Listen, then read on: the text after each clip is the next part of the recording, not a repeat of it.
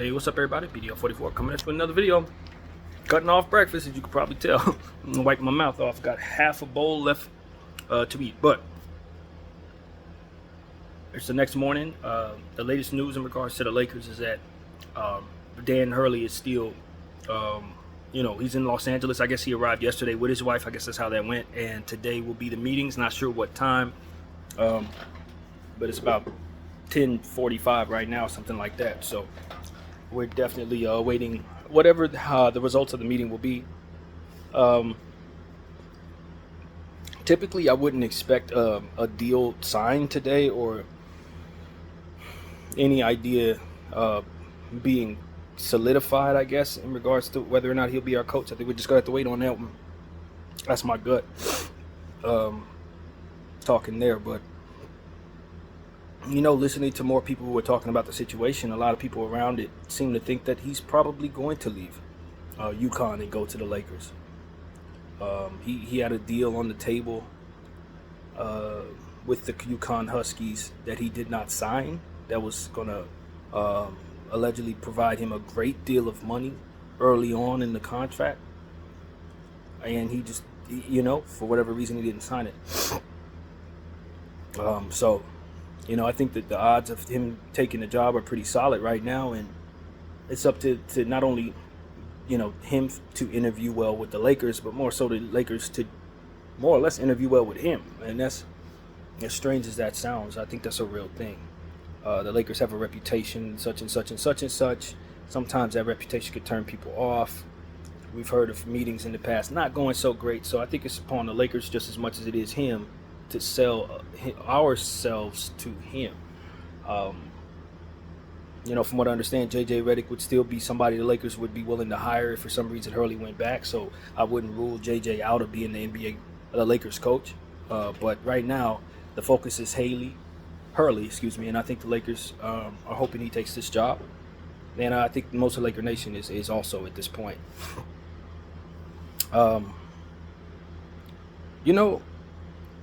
I heard some good news today that the Lakers are going to be talking to Zach Edey. They're going to bring him in for a workout, which is something I've been waiting for the Lakers to do, is bring in guys in our range.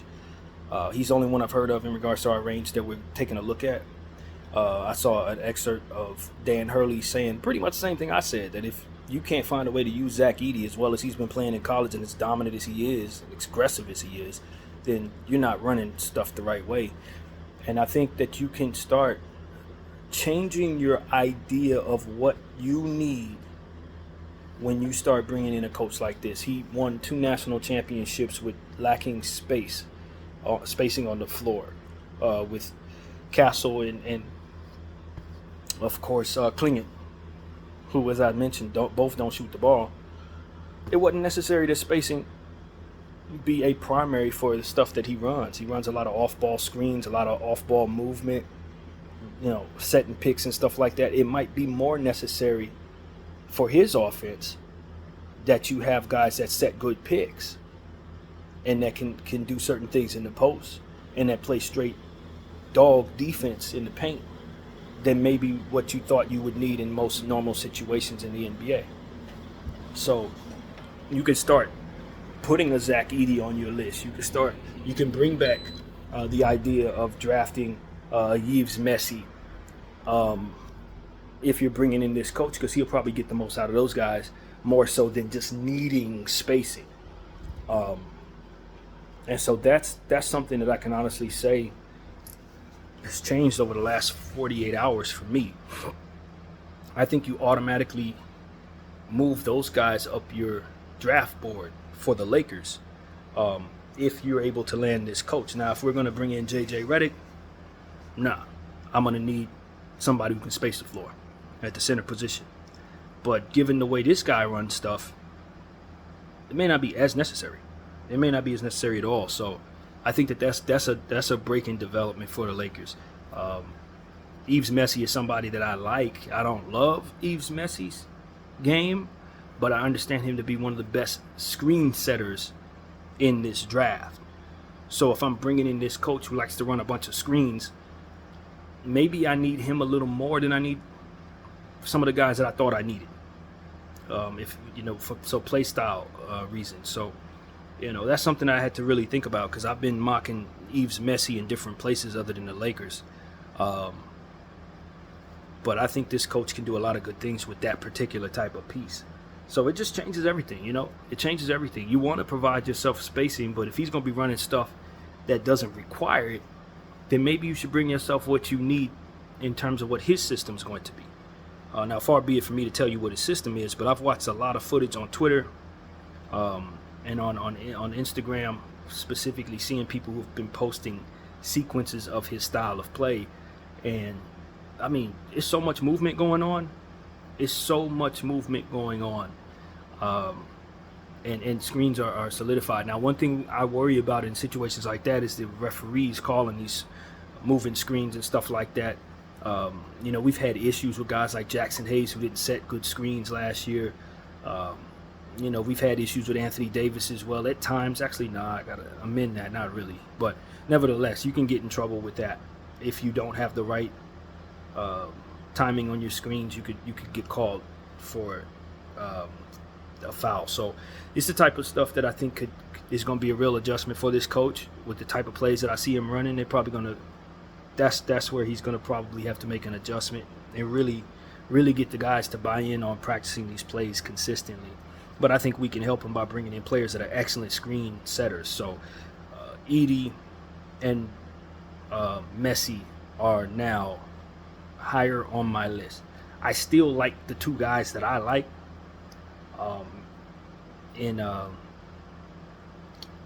God, what are these names, man? You know how this goes for me. But at any rate, Holmes and the other guy, man, can't think of his name, but the two guys that I've been mentioning over and over again, I still like them a lot for our situation. I think spacing in general probably makes for an easy way to play basketball no matter what.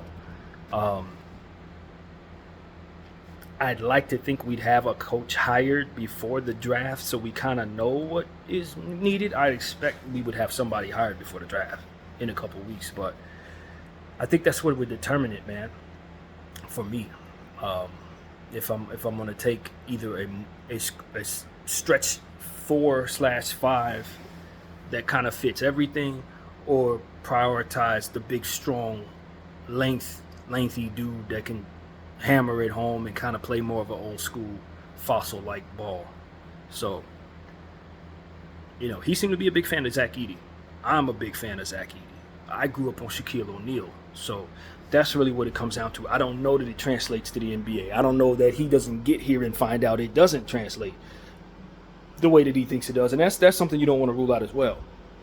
There's been a lot of people with a lot of talent over the years. I've seen some of the best players, they end up panning out to be some of the greatest players too. But when they first get in the league, before they get in the league, they think things are going to be a certain way. Oh, it's easy. Oh, I see how they do. And then when they get here, it's like, oh, nah, I was missing some context. Help me understand it ain't like that. He's never coached on this ranks. He's watched the game. He knows the game. And he's great at what he does. But it's a different story when you sit on that sideline in the NBA and you start really seeing how it goes. And so I don't know if that's a little bit of that when it comes to his assessment of Zach Edey in the NBA. But that's something that we're going to find out if we draft Zach and then he finds out he can't use him like he thought he could. But, at the end of the day,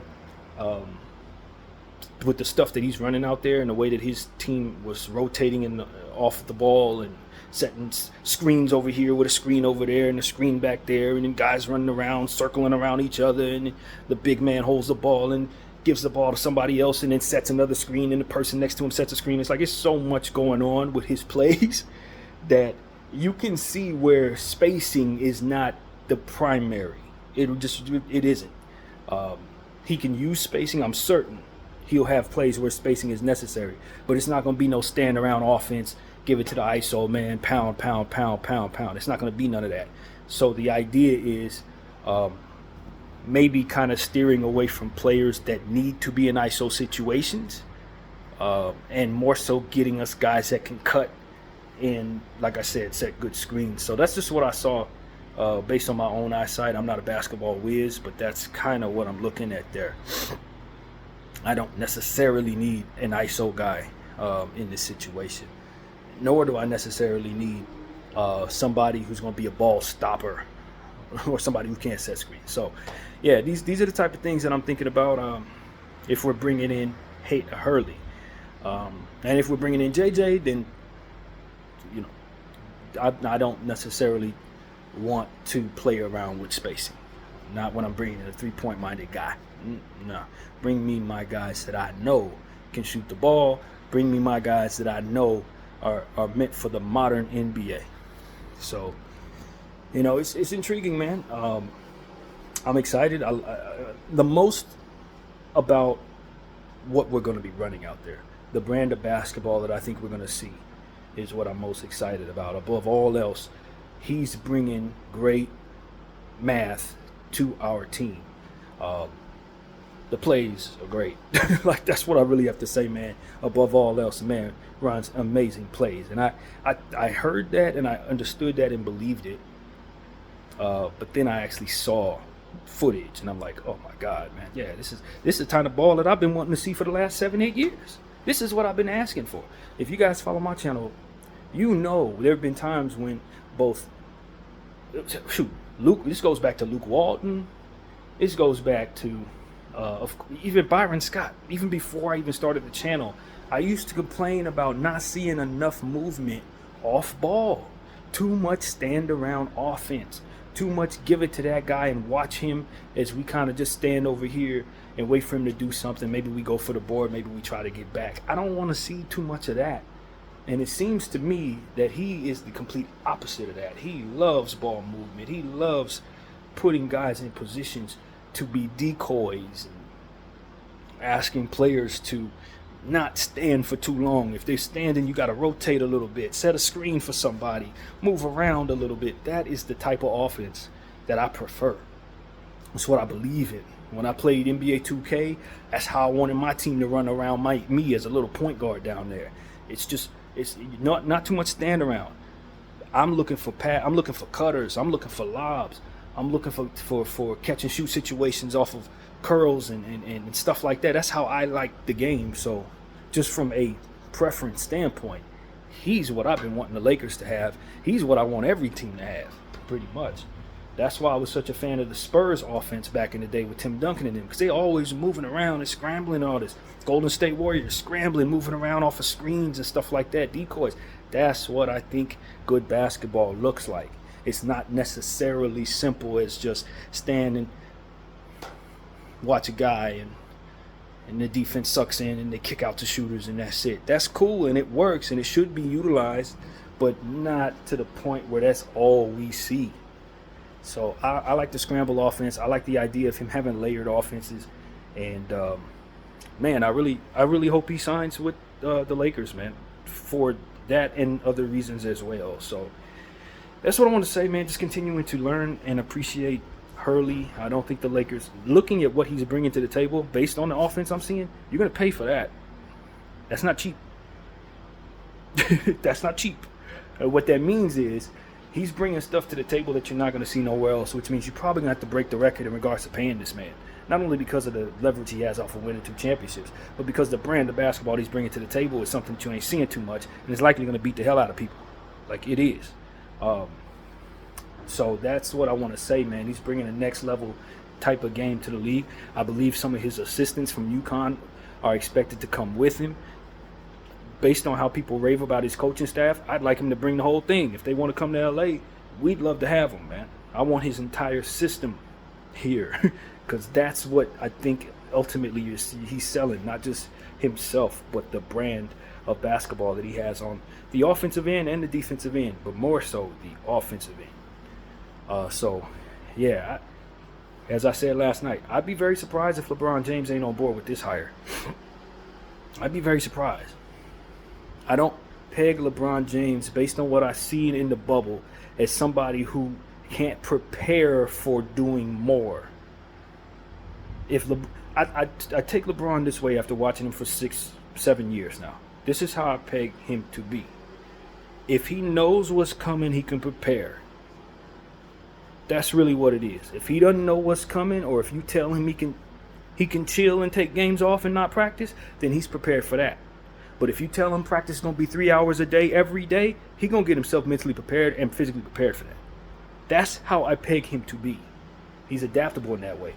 It was only about 3 people at his level, maybe all time, that I think could have adjusted to the bubble the way that he did. Truthfully, maybe 3 people. Kobe being one of them, Michael probably being the other. I don't think too many people could have adjusted to the sacrifice, especially when you have an elevated level of luxury in your life. To be pulled away from your entire family, to be thrown into a bubble during a pandemic, the sheer nature of being fearful of what's going on outside of that bubble could make a man distracted. And you saw it up and down the bubble, which is why the bubble championship needs to be given more credit. Our team remained focused, played basketball, and won when the world seemed like it was going to go to hell. Like literally. When people didn't know if they could touch surfaces without catching something that was going to kill them. Our guys were sitting in a bubble playing basketball and beating the field. And so you look at the guys who were able to accomplish that. You got to give them way more credit than people are giving them. And I look at that, and it helped me gain the respect for LeBron James that I have. I've seen since then him kind of lack off, but I've also seen situations that it wasn't worth believing in. You being coached by Darvin Ham. You know what I'm saying? The roster wasn't very good. You're surrounded with Russell Westbrook, who's saying, let's have fun, and throwing the ball away and stuff like that, breaking and all this. It wasn't a very inspired situation. It wasn't necessarily worth investing too much into. You bring in a guy like Dan Hurley, and he's talking about, yo, I'm going to run y'all into the ground, but I'm going to make you the best conditioned athletes in the world. And a guy like LeBron James should see that as not only a challenge, but something to appreciate and adapt to. LeBron James has had great coaching before with Eric Spoelstra, in my opinion, some of the others as well. This may be the best coach he's ever had in terms of offensive schemes.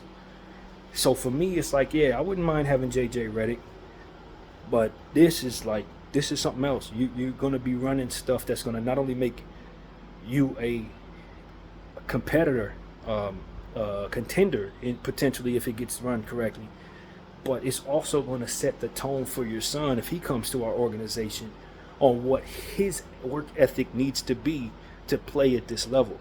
So I definitely want Hurley on the team if I'm LeBron James, and I'm definitely going to condition myself, at least initially, to be ready for the grind that his practices provide. Now, LeBron could very well prove me wrong and not be on board. I know a lot of people have the narrative that's the opposite, but what has been proven doesn't have to be reproven. That's one of my favorite sayings in this era of my life. And what LeBron James has proven is that he was mentally strong enough and loved the game enough and could stay focused and adaptive enough to get through the bubble, for which I know was a grind, a very serious grind. And so I always harken back to that when I feel like there's doubt for Bron, or I feel like he's shown me something that I can't get with. I always harken back to that. And when it comes to Dan Haley, his experience in that bubble, I think, is going to help him adjust to the grind of being under a coach like this, who's going to have him working. He's going to work this year. And so that's really what it's about, man. And that's what I would tell LeBron, like, get your mind in the bubble mentality, because that's exactly what's going to be required to get the most out of yourself in this man's situation. He going to want you to set screens. He going to want you to run around. You're probably going to lose weight in this man's system. You probably going to be, you know what I mean? You're going to be in the best condition you've been in a long time. Or he may run you into the ground. We're going to see. But I think he's a smart enough coach not to do that. The man's 40 years old. But I think LeBron James has been taking care of himself for 40 years physically. And I think if anybody 40 years old should be able to withstand this, it should be the person who's been taking care of himself, investing $1 million in his body for as long as he has. So I'm somewhat excited about LeBron James being a part of this system with Hurley. I think he's going to thrive under Hurley. I think he's going to love the shift in the offensive games and the way things are done around him with Hurley on the floor. And I think he's going to love what his role players look like under Hurley if they buy into his system. From what I understand, they don't expect D'Angelo Russell to thrive under Hurley's system because of the physicality of running offenses and running around. And they look at D'Lo as somebody who's not going to really probably be a part of that. I do think D'Lo's probably gone. but I would not underestimate how well D'Lo could run some of them plays as the initiator of a pass or as a finisher of the three. Um, I've heard the argument that D'Lo is not going to thrive under Hurley, and I would tell you, you're underestimating the strengths that D'Lo provides to a game when he's the initiator of a pass. Screens being set around a guy like that, he's a pick and roll player. That's what D'Lo should be doing most of the time, is running the plays that Hurley has going on. And because of his accuracy in passing and because of his streakiness shooting the ball, I think D'Lo could actually thrive under Hurley. So I wanted to say that I don't agree with that. I read that somewhere from somebody that I truly respect their basketball mind, but I just simply disagree. I think D'Lo would be fine under Hurley. I think Gabe Vincent's gonna love Hurley. If we keep Gabe Vincent, although a lot of people are looking to trade him, I wouldn't mind trading his contract. I think him coming out of that Heat culture, he's up for Dan Hurley.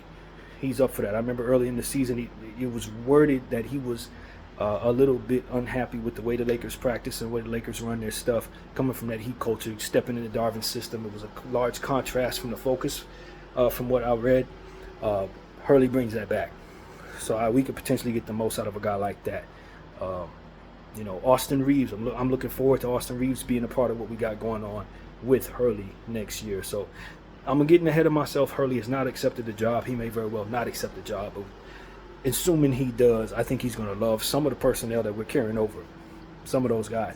The fact that spacing isn't as necessary. Maybe we can get Vando to play better under Hurley. So it just changes when you bring a coach like this in, what you think you need, and then you can look at now what you may have retaining and see different roles for these guys or different ways they'll be used. So that's exciting to me, man. We're not bringing in Darvin's system again. So who all we have, it's almost like they're going to a new team when you bring a guy like this in. The only thing that's going to be the same is the people next to you and the colors. But the stuff you're running, you might as well join the new squad. So that's exciting to me, man. I hope the Los Angeles Lakers bring in another dog, kind of help run the offense. There's a player that I really like, man. If we're going to lose D'Lo and you want to replace D'Lo with a guard, there's a comp in this draft that I think is already showing that even though he's so young, there's high level natural ability in this person hitting shots, and he went on a growth spurt just over the last year or so that took him from 6'2" to 6'6". His name is Carlton Carrington, Bub Carrington. He's being mocked in our range. I think we should bring him in. I know we want to go after a center, but if our centers are off the board and there's a plethora of guards to pay attention to, Bub Carrington should be somebody we know about. Bring him in, because he reminds me of D'Lo, and the way that he was talked about last night was with flying colors. That's what I listened to, about an hour of commentary on him and watched about 15 minutes of footage. They love this dude. Essentially what they were saying was he's been 6'2" for the past couple years and shot up to 6'6" in a matter of a short period of time. So he still plays like he's 6'2" when he's actually grown. He's only 18 and is going to be 18 past the draft. What does that tell me? He's probably got another couple of inches of growth coming. This could be a 6'7", 6'8" point guard with shot-making ability. Now, he's not overly athletic. Kind of reminds me of D'Lo in that way. He's going to lay the ball up. Maybe that's not the best thing to bring to us, given the fact that we need more explosiveness. But when you look at his shot-making ability, if you're losing D'Lo and you want to keep that style of player in place, Bub Carrington is the best comp to D'Lo that I've seen in terms of shot making. Dribble pull-ups, all different types of stuff he can create for himself. And he is excellent at dribble pull-ups and stuff like that. Good from the line. And with his height,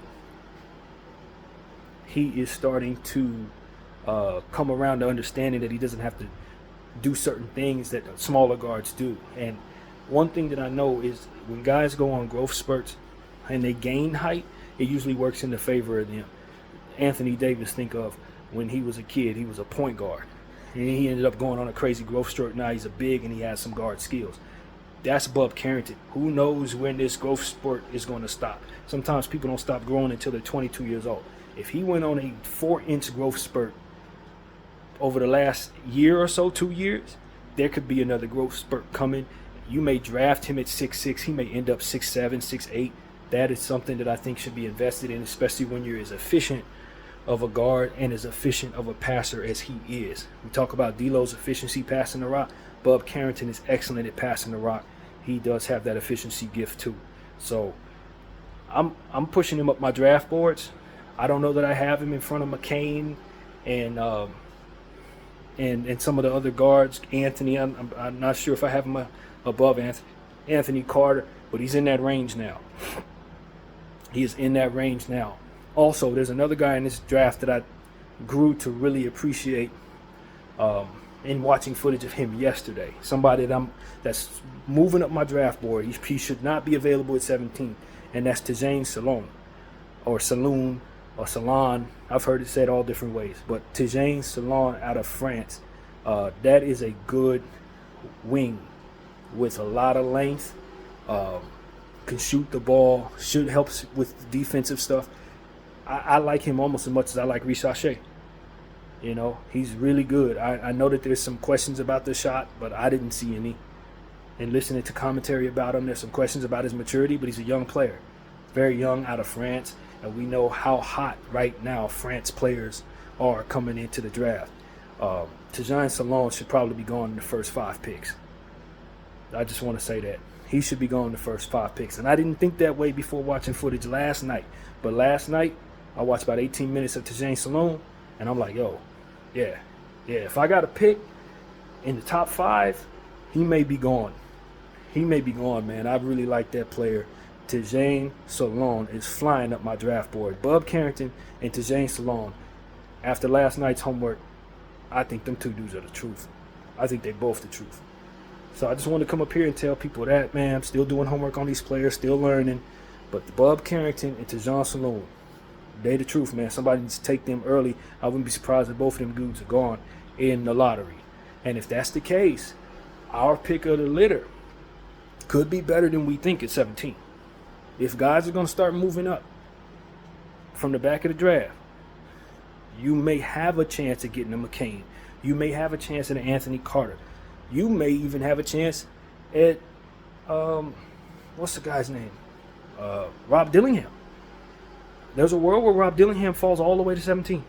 I mocked it last night. If guys are really starting to love Bub, if guys are really starting to love some of these other guys, some teams need centers real bad, so Yves Messi and some of these dudes, they may be moving up.